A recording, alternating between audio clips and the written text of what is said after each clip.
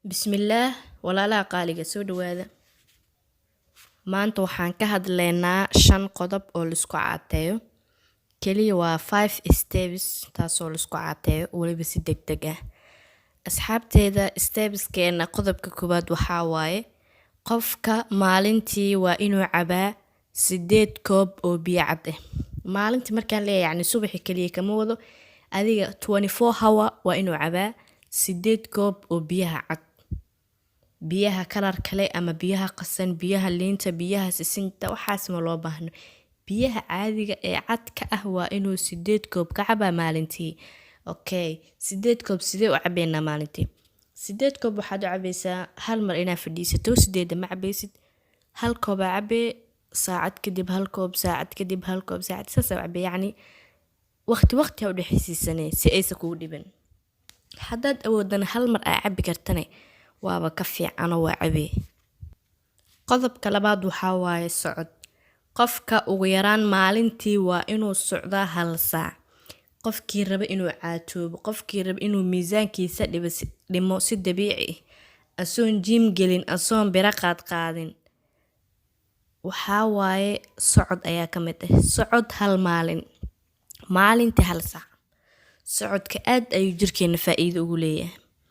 waa wax dabiici ah, jirkaaga waxba uma dhimaayo. jirkaaga si dabiici inuu dhididka iyo wasaqda isaga bixiyo. xitaa dadka lugu xanuunka qabo, dadka lafa xanuunka qabo, dadka rheumatism-ka qabo, socodka aad ayuu ugu fiican yahay. socodka waa daawo. dadka waayeelaha sariirta ku aruuray xataa waxaa wanaagsan in la socodsiiyo.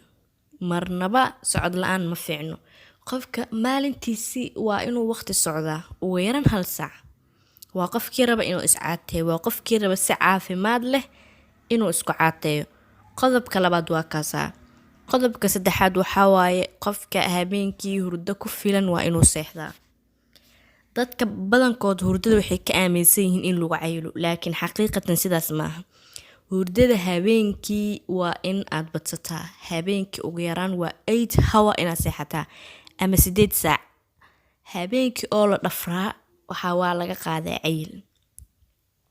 sidoo kale walwalka in la iska ilaaliyo.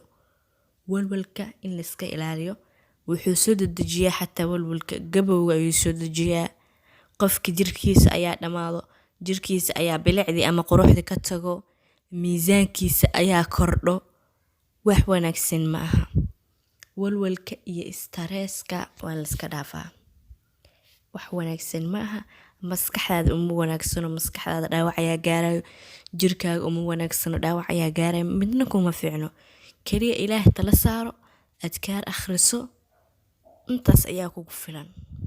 marba haddaa ilaahay isku xirtid, quraanka akhriso, walwal iyo cariiri iyo diiqo iyo markaa dareento quraanka ilaahay akhriso. asiga ayaa kurba feede. quraanka ayaa kurbada dadka ka qaado. quraanka ayaa murugta iyo walwalka intaba dadka ka qaado. marka insha Allah lagu dadaalo. qodobkeena xiga waxaa waaye in la iska ilaaliyo macmacaanka. macmacaanka wuxuu zaa'idiyaa miisaanka. wuxuu halis ugu jiraa qofka cuna macmacaanka cudurro badan. waxaa ka mid ah sokorta ayuu halis ugu jiraa. wax wanaagsan ma aha. miisaanka ayay degdeg sokorta ku siyaadisaa.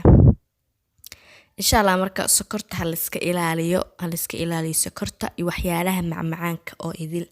yacni ha la iska joojiyo ma aha laakiin yaa la badsanin oo ha la iska control. wax kasta jirka uu u baahan yahay, laakiin waxaa la rabaa bil control, yacni in la controlo.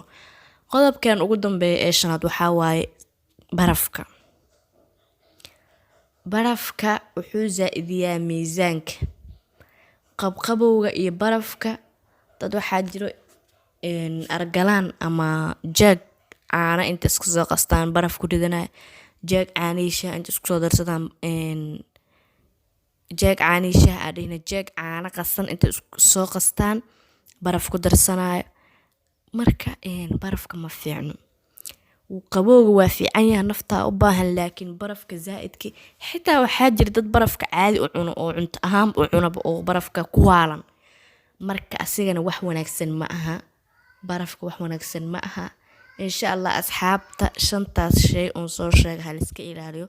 haddaa iska ilaaliso muddo 3 isbuuc insha Allah isbedel degdeg ah iyo jirkaagiyo si dabiici oo balaq noqono tartiib u caatu maasha Allah noqdo arki doontaa insha Allah.